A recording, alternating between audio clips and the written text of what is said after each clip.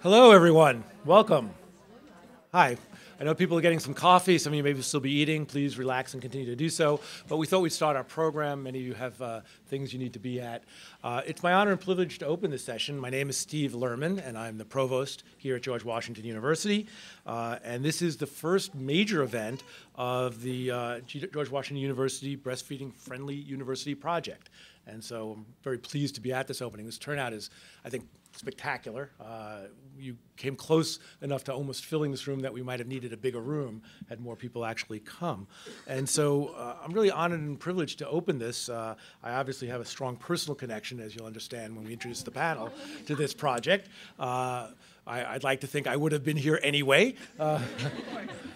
But it is my privilege and honor to open this up. I'll introduce the individual who will actually then introduce the panel. It's my pleasure to introduce Sabrina Ellis. Sabrina is the Vice President for HR here at George Washington University. She's been with us 9 months. She is part of President Knapp's senior staff, so I've gotten to know her quite well over the last 9 months. She's brought an energy and a vitality to human resources, a lot of forward thinking about what can make this a truly great place to work. How do we make things better for all of us? How do we become a more effective organization?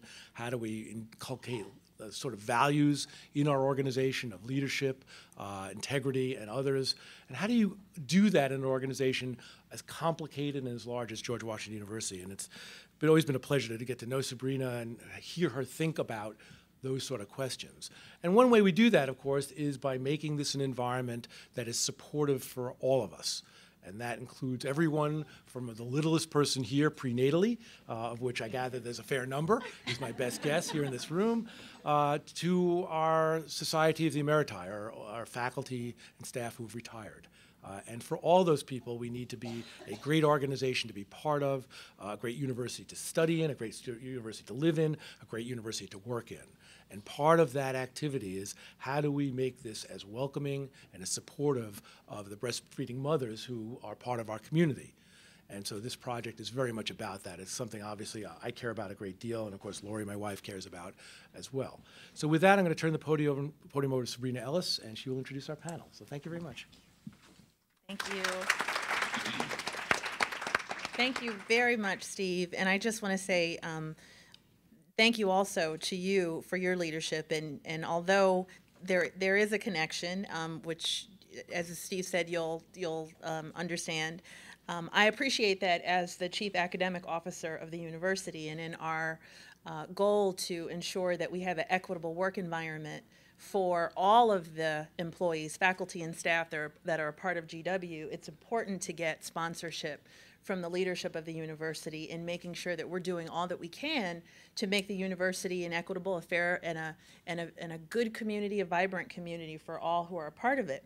So it's so good to hear our youngest attendee, which I see over there, and all of you here, and thank you for joining us this afternoon. I was asked very early in my tenure to be a part of this group, and I have not been able to spend nearly as much time with them as I would have liked to. But it has been a truly transformative experience for me, not just as the Vice President of Human Resources, but also as a human being and as a woman. And I don't have children, so in terms of that connection, that is not there. But from the standpoint of being at the helm of HR and wanting to make sure that mothers are not faced with the decision of having to choose motherhood over career, and that we're creating an environment where we are supporting working mothers, working parents. I was shocked as I was sort of preparing for this that working mothers are really the fastest segment of the workforce in the United States. And so it really shows that if we really want to continue to be a competitive organization, we have to make sure that there's a place here for working mothers and working parents.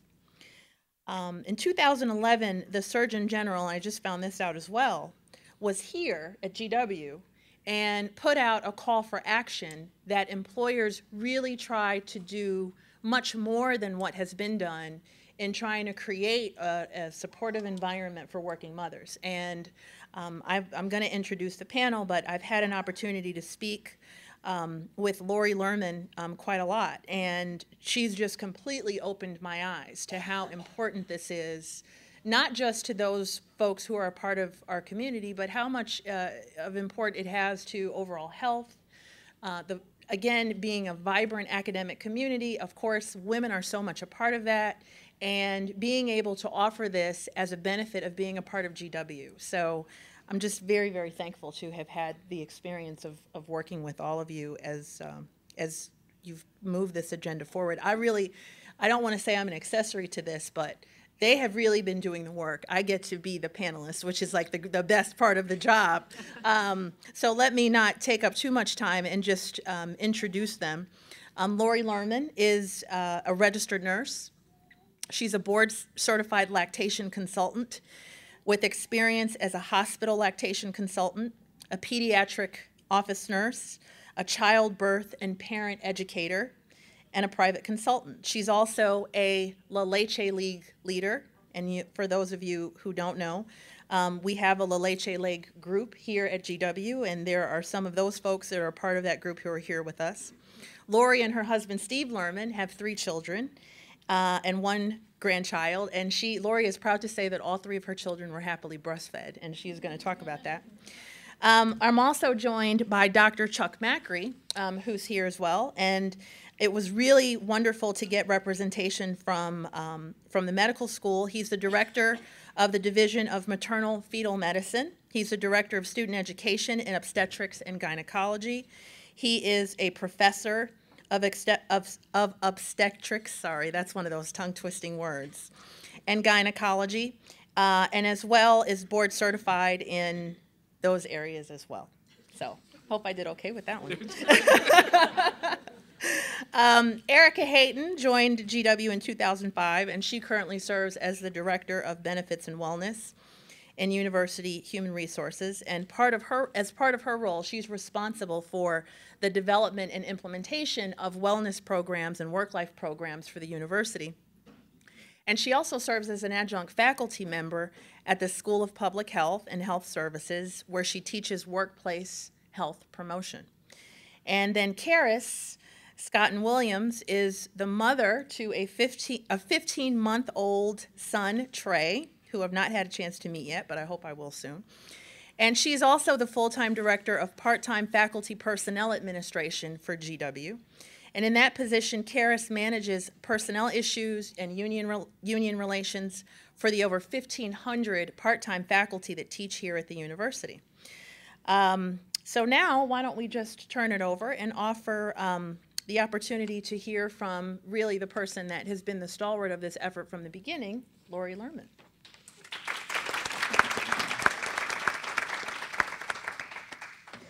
Thank you, Sabrina. Is this on, and is it close enough? Yes? Okay. I've been asked to tell you a little bit about how this whole project got started, how and why, and a little bit about what we've accomplished since we got going about a year ago. The project began mostly because I was daydreaming.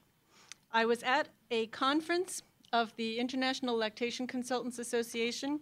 I was sitting in a discussion of how to create a baby-friendly hospital, and I had already heard this particular discussion many times before about the 10 steps that the World Health Organization has created in order to become designated baby-friendly, and so my mind was wandering. It wandered over to, I wonder what would happen if, instead of becoming a baby-friendly hospital, we looked at what it would take to become a baby-friendly university. After all, my husband had just become the provost of GW. We had moved to a lovely house on campus. This had now become my home. And I thought, I wonder what it would take. What would it be? You know, would there be 10 steps? Would they be the same 10 steps for every university, or would it differ? So I began to play with it. I even began to make a list. The list that I made turned into what the various parts of the university community were, and those various parts ended up being the committees of our new project. Because when I came home, I didn't let that, I had had such a good time playing with this concept that I didn't want to let it go. I wanted to see if I could take it somewhere. So I sent an email to about 15 people that I happened to have already met. Since we'd only been here a year, I didn't know that many people on campus. But I sent an email to 15 people and said, hey, would you like to come and have a breakfast meeting and talk about the possibility of becoming a baby-friendly university? To my surprise, all 15 people said, hey, yeah, great idea, let's do it. And we met for breakfast in the president's house, courtesy of the president's wife, which was lovely. And out of that came the Baby Friendly University project, which very quickly turned into the Breastfeeding Friendly University project, because it turns out the World Health Organization owns the name Baby Friendly. So we were no longer able to use that. We became Breastfeeding Friendly University project, and that name has stuck. Since then, we have now begun to look at these various parts of the university in terms of where we need to go with each of them. For example, part one, the employee and community aspect of a university. What do we do about maternity leaves? What do we do about pumping rooms? What do we do about bosses who aren't particularly supportive of taking some time to go into a room and pump?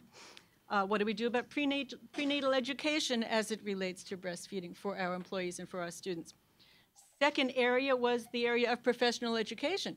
Turns out GW has all kinds of graduate programs in areas where people need to know about supporting breastfeeding, like the nursing school, like the medical school, like the public health school. So we started to look at what we could do to support those students in terms of providing them with information, with understanding of what they can do to support their patients or their clients as they go out into the professional world. Of course, another aspect was the hospital. What would we need to do in order to become a baby-friendly hospital, in order to continue to provide services to the mothers that deliver at GW Hospital, and to improve those services as they relate to breastfeeding?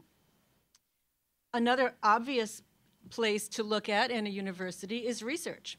And how could we, as a university, begin to put some time and effort into advancing our understanding of why people should breastfeed?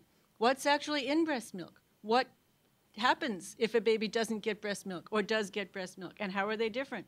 And what can a university or any group do to make sure that moms will not only start to breastfeed, but continue to breastfeed? Because as you may know, many mothers begin breastfeeding. In the United States, it's about 75%, but a huge number fall off after a month or after 3 months or after 6 months. And the current recommendation by the American Academy of Pediatrics is at least a year.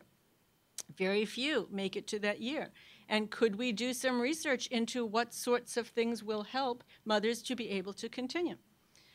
So we ended up with committees that were looking at all of these different aspects, and you'll hear a lot more about the specifics of what those committees are doing when we move on down the row and talk to some of the people here who happen to be either leaders of those committees or on those committees.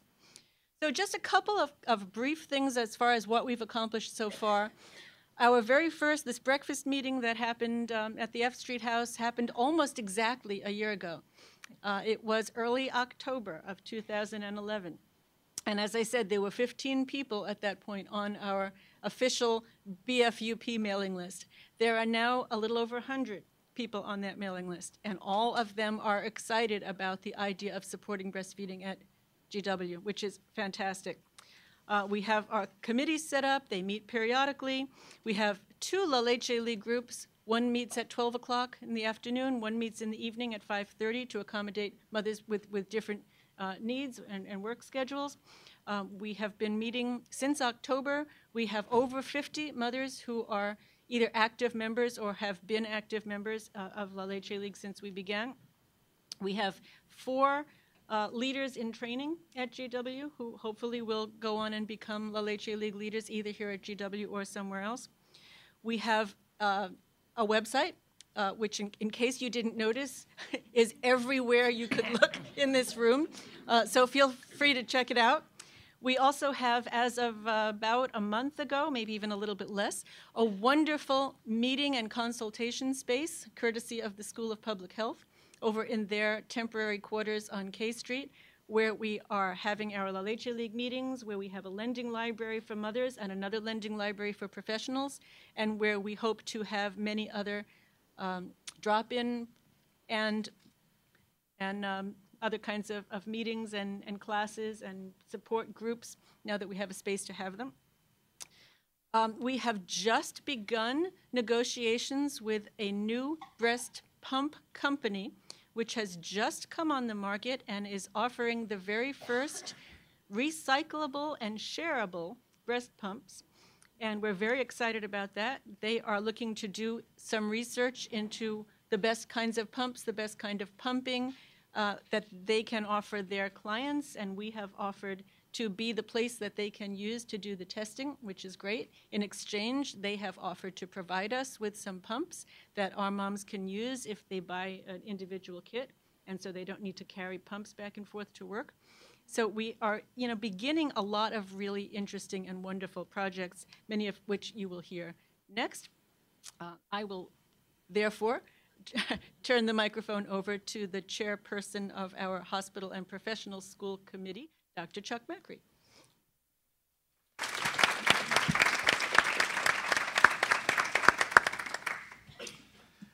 As you can see, Lori is a force of nature.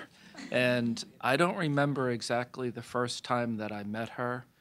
I think it was on labor and delivery. I somehow got introduced to her, and she met me over there, and we talked about some of these projects. It was a while ago, but it has been transformative for me.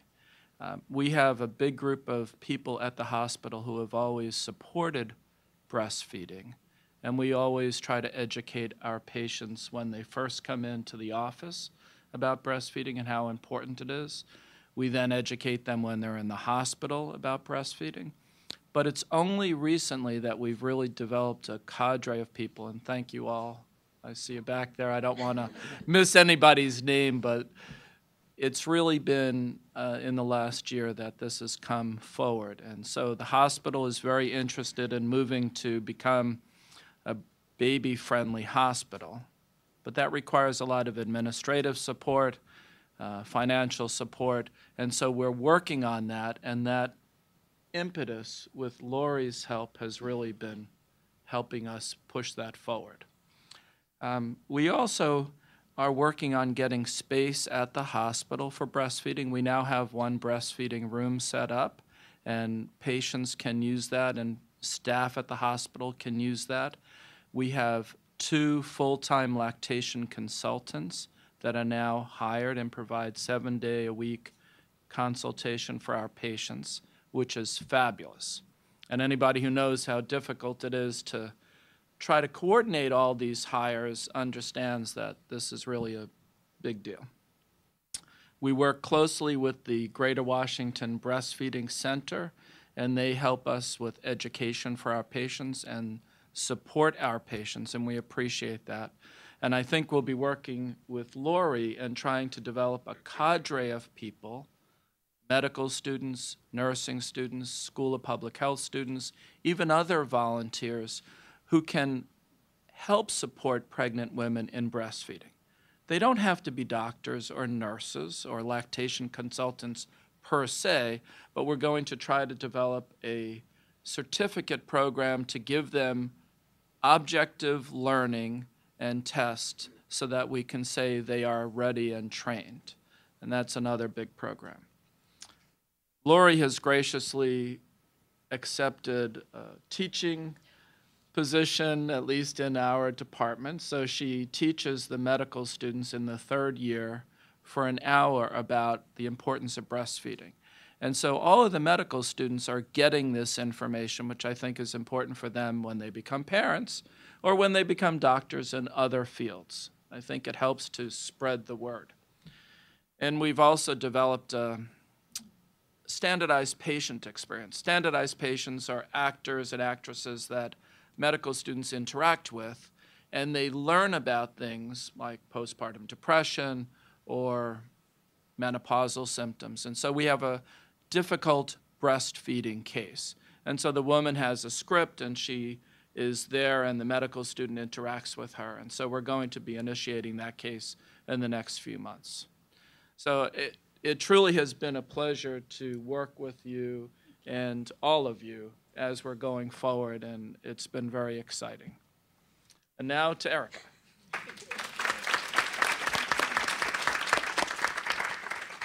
So from an HR standpoint, we couldn't be more excited about this project. And as Sabrina already discussed, we're very focused on trying to make this a great place to work and really supporting our employees. And so this really plays right into that.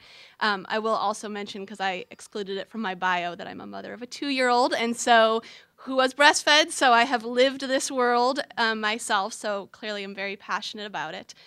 So, a year ago when we started this, one of the things from our perspective that we looked at was where do we stand versus where do we need to be? And we recognize, particularly as we're looking at other organizations who we would consider best practices, that we had a ways to go. And so that gave us sort of some guiding light as to where we want to go. And so I'd say in the last year, we've really made some leaps in the right direction. We still have plenty to go, and we have a lot of ideas around that. But just to kind of talk about some of those. So even as soon as 6 months earlier, I could tell you that we only had one dedicated what we call motherhood room, so lactation room, across all 3 of our campuses. And it was actually on the Virginia Science and Technology campus was the dedicated room. We now, or very shortly, will have 7 dedicated motherhood rooms. And as well as Lori mentioned, the dedicated meeting space that we just recently got. So, that sort of provides the sky's the limits in terms of educational opportunities, different types of orientations or classes that we want to offer. So we're already starting to kind of brainstorm around those. We do have, and we're very fortunate, we have quite a collection of work-life benefits that are free to our employees.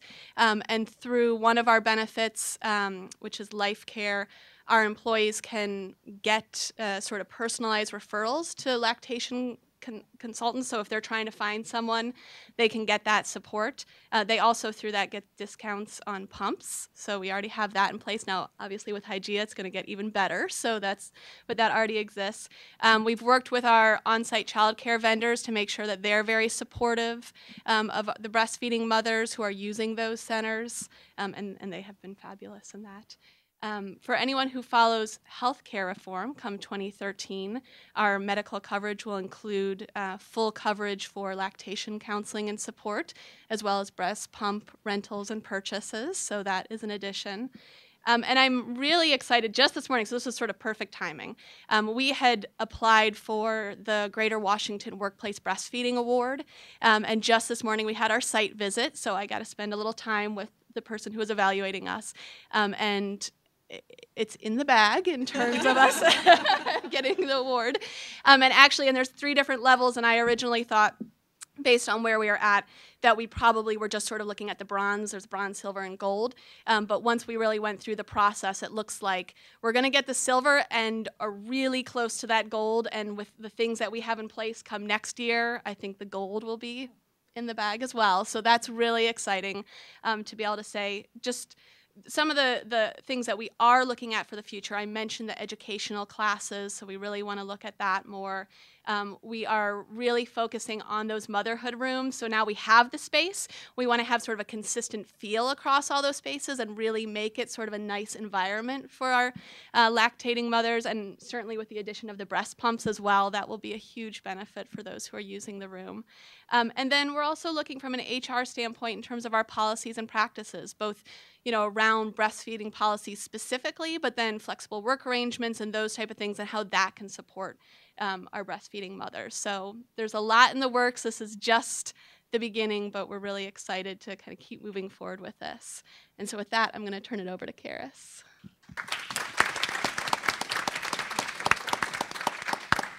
Hello, I'm Karis, and as Sabrina mentioned, I have a 15-month-old. So I am here today to talk about the experience as a lactating mother and employee of GW.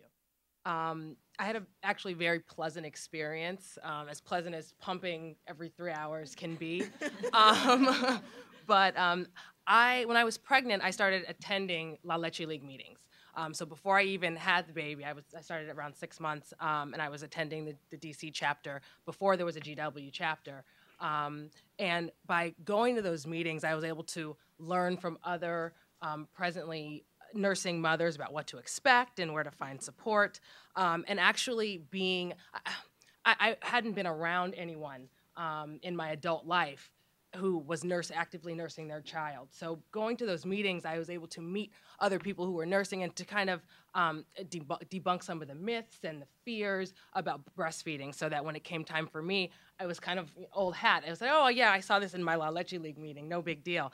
And I actually met a lactation consultant at the meeting who was a lactation consultant at the hospital that I delivered at. So I was able to kind of call her on her cell phone and say, okay, I'm ready, let's go. I need help. So that was a great thing to do, and now I'm a member of the GW chapter here since last October, and it's really the highlight of my month.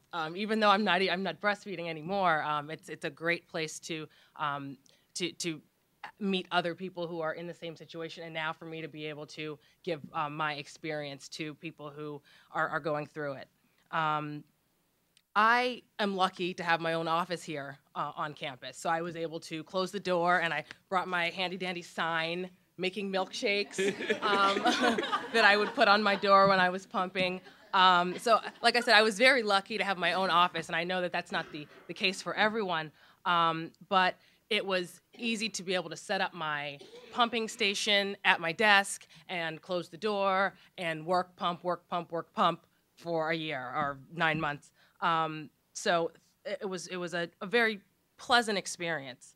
And then there was also the La Leche League leaders that were available to talk by phone or email whenever you have issues. The breastfeeding center across the street, so if I forgot a bottle or a pump piece or any of those things, I could kind of run over there, and a lot of those things were covered by flexible spending through the insurance at GW, and now with the Affordable Health Care Act and the new things that GW is putting into its insurance plans for next year, even more will be covered, so that's really fantastic.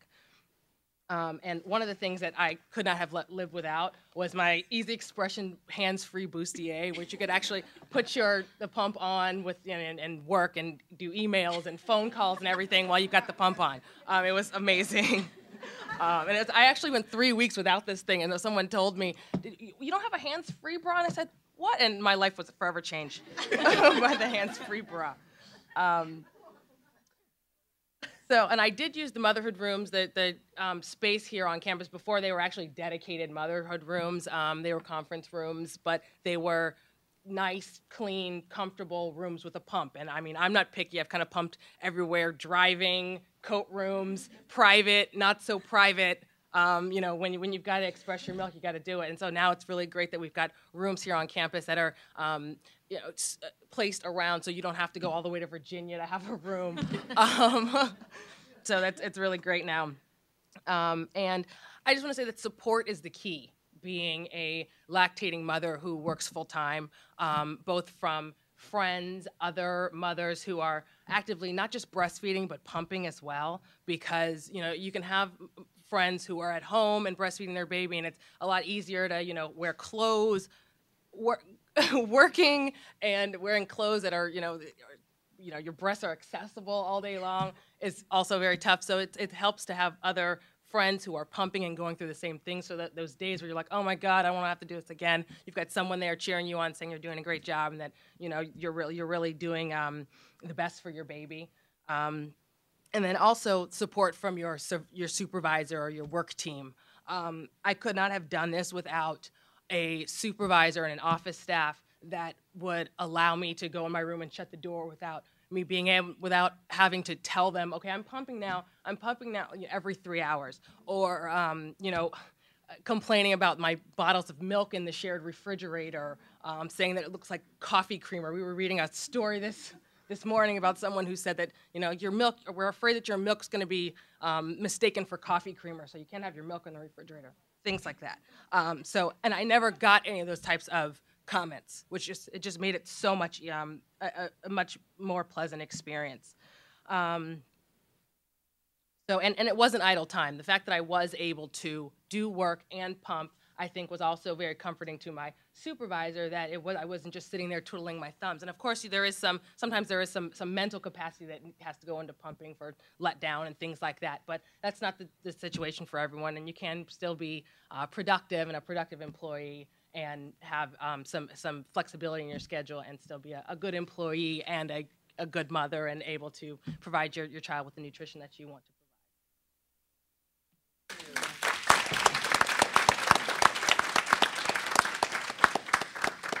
So I told you that you were going to learn a lot. This is really, when I go to the breastfeeding friendly meetings, I am in awe both at the amount of expertise that's around the table and how much there is support for this. I don't have children, but I realize that it's important for me to understand this for people who may work in my office, certainly for people who work at the university that are in that circumstance, that they do have children. I found a very interesting statistic, other than the one I mentioned at the outset, which is that 70% of women who work and have children under the age of 3 are working full time. So when you think about having a child, as many of you are going through that experience, have had that experience, and the anxiety that can come from returning to work, if you want to use this as an option for you and for your child, it can induce a lot of stress. And one of the things that I'm very thankful for in having been a part of this is it helps to heighten my awareness of how to reduce that stress. So we want you to feel like you're successful at your job, but we also want you to feel successful as a parent.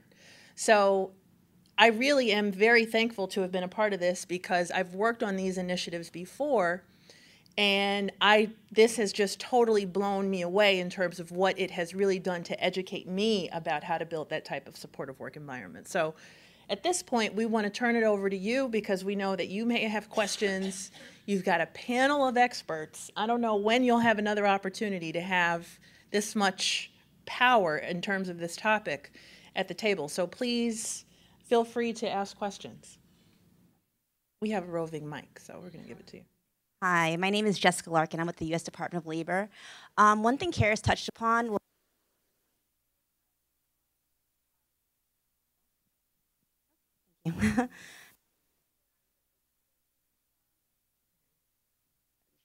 I'll talk loud. Most importantly, from your supervisors and other people in leadership around you, what type of initiatives do you have for educating the mothers, but the supervisors of the mothers about breastfeeding and the importance of being supportive through this process?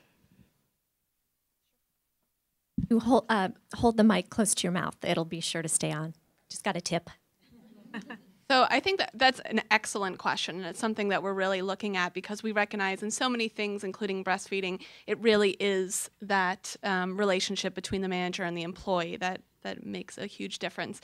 In looking at the Workplace Breastfeeding Award, we also use that as a structure to kind of identify areas that we could move forward, and some of the things that they have in place, and we don't have it right now, but is on that kind of timeline to add, is both in terms of education and support for the individual, but also for the manager and for the university as a whole to understand why it's important and how you can actually support. What does support mean beyond just saying, please be supportive of your employees? What are sort of the specifics of that? So I think, over the next year, we will be developing that and kind of rolling that out and talking to mothers and parents in general. I mean, we talk a lot about mothers, and I just want to make a special throw out to the partners too, right? Because anyone who's breastfed and has a partner there to support them is crucial. So we're also looking at how do we support the partners in their role in supporting the breastfeeding mother. So, thank you for responding to that.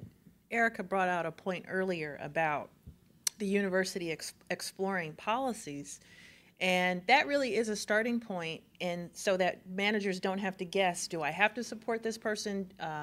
Is there an organizational policy? And that's something that is definitely on our agenda as we go forward. And really this, as I said, just being a part of this conversation has helped to propel this forward. So we hope to see much more acceleration, of course, as we go on.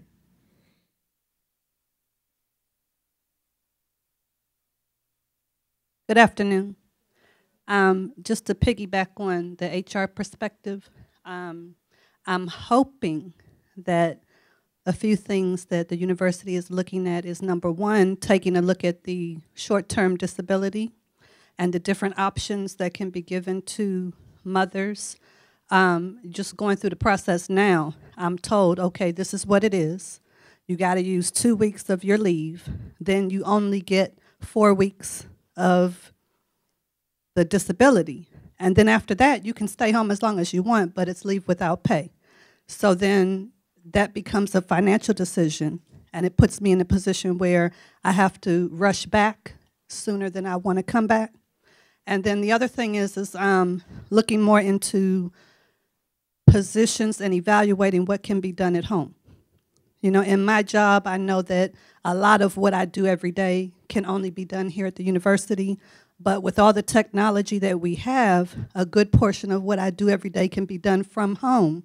So I'm hoping that we can reach a point where mothers can come back either on a part-time basis or maybe even if it's just 1 or 2 days a week. I guess it depends on what department you're in.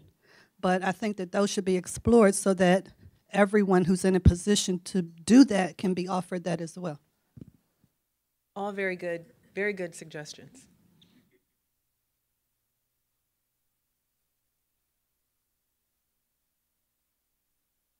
Hi, I'm Carol Ann Rudolph. I'm an alumni, and I was the child care consultant for the university for over 26 years until recently.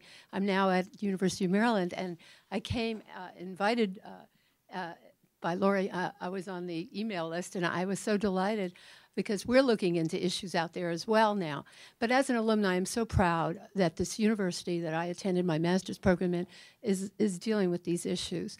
I was curious because I actually was a breastfeeding mom many years ago in the 60s, and I was actively involved with La Leche. But what is the difference between the La Leche League and the Greater Breastfeeding Center, Greater Washington Breastfeeding Center? I just wondered what their different roles are. One of the things that we are actively working on right now is finding a very good way for us to work productively with the breastfeeding center so that we don't duplicate efforts and so that we are aware of what each other is doing and can send people back and forth. I would say off the top of my head, the main difference right now, the thing that distinguishes La Leche League is that it is a mother-to-mother support group rather than a professional offering of information in a class-type setting. So that a mother who wants to go and learn in a classroom about some topic, we would send over there. And a mother who just wants to hear from other mothers about what their experience has been, hopefully they would send over to La Leche League.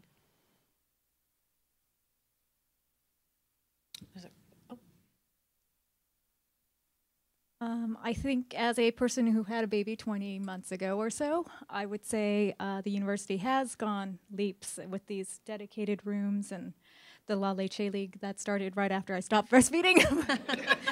Sorry. But to ask the question more directly, is the university pursuing a maternity leave policy or idea?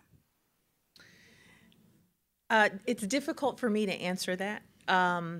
There's a lot of ideas that we're pursuing, and it's not possible for me to provide a lot of context or background to that because, as you can imagine, coming to the university and being here for 10 months, I want to jump right into when I heard your comments. Trust me, I want to just like say hallelujah, but that's can't do that. But well, I just did. But really, this is the issues are all very connected, and as I've kind of gone through my own journey of learning in this process, and I've been researching, one of the things that really stuck to my heart was the fact that for women who are in single-parent households, it becomes even more of an issue in terms of coming back to work. And there's a horizon. Some women come back to work at 3 months. Some women come back to work at 6 months. All of that, of course, depends upon your own particular circumstance. And so, again, folks who know me know that this is really something that is very close to my heart, that being an employer that is responsive to the needs of the whole community is really what we're striving to do. And there are a lot of things that are on my to-do list. And Erica and I have had pretty extensive discussion about our disability leave and our policies and things like that. And it is a work in progress. So, sort of long way of saying it's a work in progress. And just one additional comment. As you can imagine, this kind of project is not a short-term project. It's going to be a many-year, many-faceted endeavor. So the short answer to are we looking at is yes, absolutely. We're looking at pretty much everything that people have suggested and things that they haven't. In a way, I think we've just started part 2 of what is going to be at least a 3-part project. Part 1 being preparation and under-the-radar work. We purposely didn't announce this project to the greater community. We worked kind of quietly to get ourselves established and figure out who we are and where we want to go. Part 2 begins today with this announcement to the general GW community. And if I had to guess, it's hard to know what it will be now, but I imagine if we look back on it in a year, part 2 is probably going to be the information gathering stage, where now that we've announced ourselves to the university community, we are going to be looking for them to tell us what they think we need and where we should go. We think we have some ideas about what the needs are, but I'm sure there are many that we haven't thought of. And part of what we're planning to do next is find out where everyone is and what the problems have been and where people think we ought to go. Phase 3 then would follow that, and we would begin to maybe make some of the changes that we discover are important during phase 2. So I know that new moms need changes immediately. And unfortunately, we're going to miss some new mothers who would have loved to have those changes happen already, and they may not happen for another year or 2 or however long it takes. I would predict that, if we look back in 5 years or 10 years, we will be in a much better place. Our goal is for the world at that point to say, oh, George Washington University, they were the first ones who became really supportive as a university community. The whole expression, it takes a village to raise a child. Well, here we're going to prove that it takes a village to breastfeed a child. And we're going to be that village. But it's going to take us a little bit of time to get there.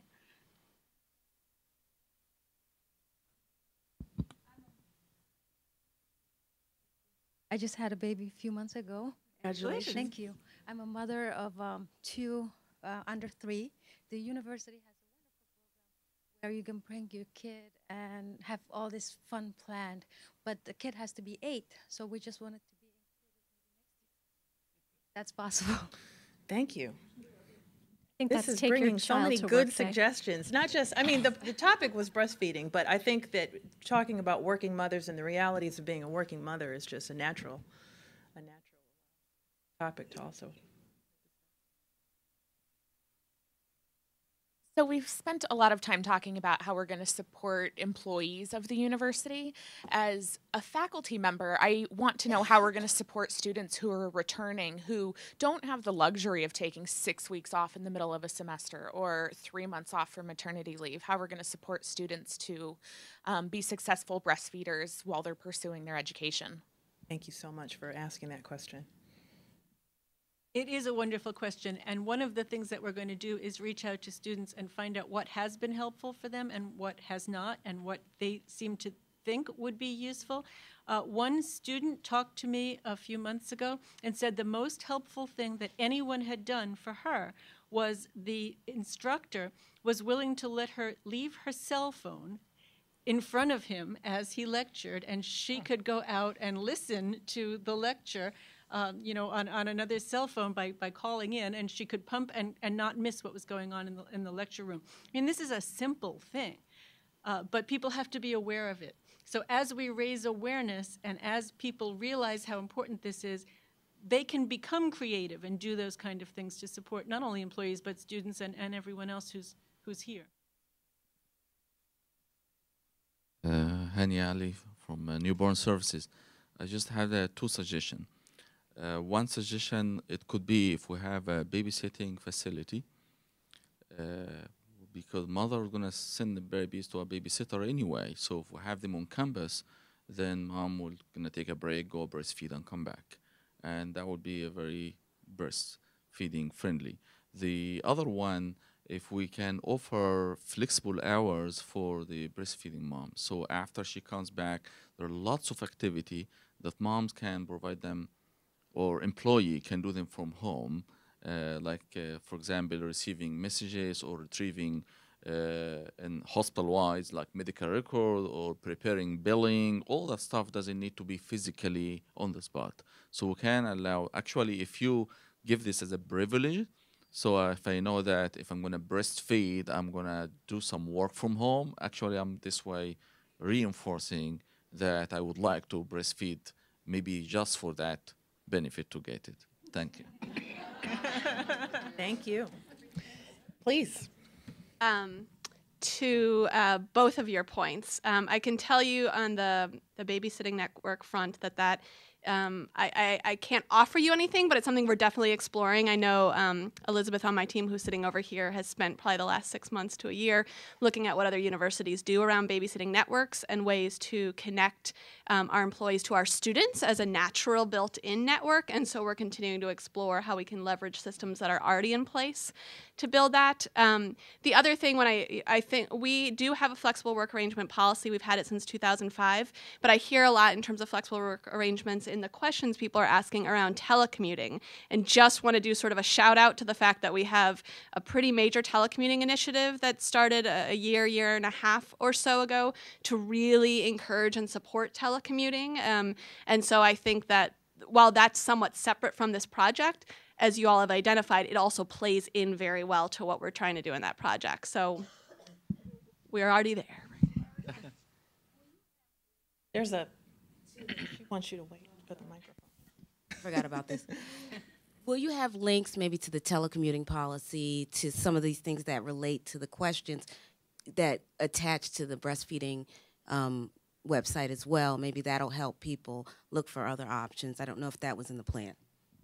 I don't see why we couldn't do that. And we do have for those who are employees here, we do on our Colonial Community website have a pretty robust resource library of expecting a new parent and trying to kind of collect all those, but we can certainly link that better with the breastfeeding website.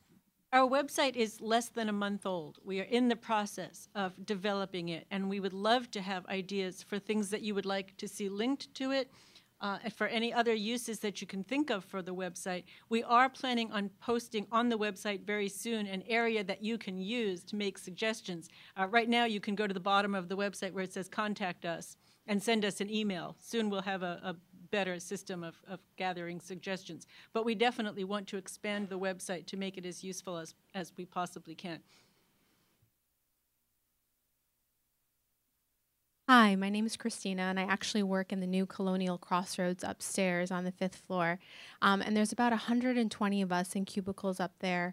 I actually work in the Office for Study Abroad, and for anyone who knows anything about study abroad, about 90% of people who go abroad are women, and so naturally the people who work in study abroad, about 90% of us are women as well, of childbearing age. And I guess I'm not pregnant yet, I don't have children, but I'm hoping maybe in the next year or two to have so. And as I began to think about what would happen after I had a child, I have a few concerns, and one is just some of the stereotypes around women who are pumping.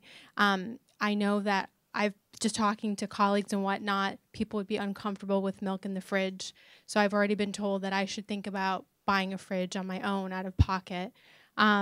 Also, in terms of productivity, that I should expect to work a few more extra hours because I'll be missing that time breastfeeding. And so I guess my question, if you are going to set up these lactation rooms, if there could be a computer so I can, when I'm at that point, I can continue to work so I don't fall behind.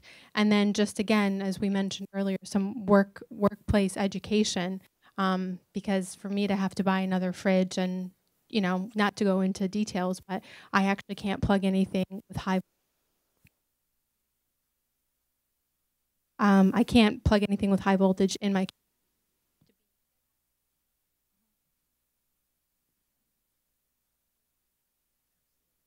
I think we're all like jumping on you this can one. say it. Well, first of all, your breast milk can stay at room temperature for 8 hours. So you don't need to buy a refrigerator. They have, if you want to buy some type of cooler with an ice pack, you can pump and put it in the cooler and it'll be fine till you get home, or you can just put it in your bag. It's, refrigerator is not necessary. And then the second point, about computer, that's probably better for Erica to answer. Certainly something that we can look at. I will say some of it depends on the space. We do have a dedicated space in this building. It's on the second floor, but it's probably our smallest space, so probably wouldn't fit a computer. But as we're building out sort of what we want our various spaces to include, I think that's great because I haven't heard that before, but I think it makes sense and it fits to what you were saying. Maybe you can look into, to talk about supervisor with HR, laptops. Because I, again, extremely lucky. My supervisor, I worked from home for the first month that I came back to work, and she was able to get me a university-issued laptop, and it's got applications so that my desk phone can ring to my computer. I mean, it's fantastic. So there's so much technology out there that hopefully, you can work with your department, and maybe you can explore some of those options. We have this room until 1:30, and so I think that we just sort of kind of constituted a working mother focus group. I think we just kind of did that. But this feedback is very important, and the goal here is to get it. And as we have this conversation, we want to be able to take that back, talk about it, think through it. This is one step in a journey that's moving forward, and we're very, very thankful that we have people who have dedicated their time, their efforts, their energy, their talents to helping to bring this forward and to make this initiative a reality at GW. And certainly, I really want to thank Lori for asking me to be a part of it, because as I've listened to your questions and your comments and your suggestions, again, this is just a really long it's just a really long string of topics that we need to continue talking about, exploring. We may not have answers to every question, as you've seen, and we may not be able to find an immediate solution to them, but it is important for you to bring them to our attention so that as a community we can explore ways that we can address this. So I just want to thank you for that. Please talk to the panelists. They'll be here for a little while. We only do have the room for a short amount of time more. But I just want to thank you for participating in this conversation. It's an important conversation to have. There are some folks in this room who are I consider to be folks that I work very closely with, who I am friends with, who are having children, and it's really a personal thing for me to be able to ensure that the university is doing the best job that it can in being responsive to you. So thank you very much.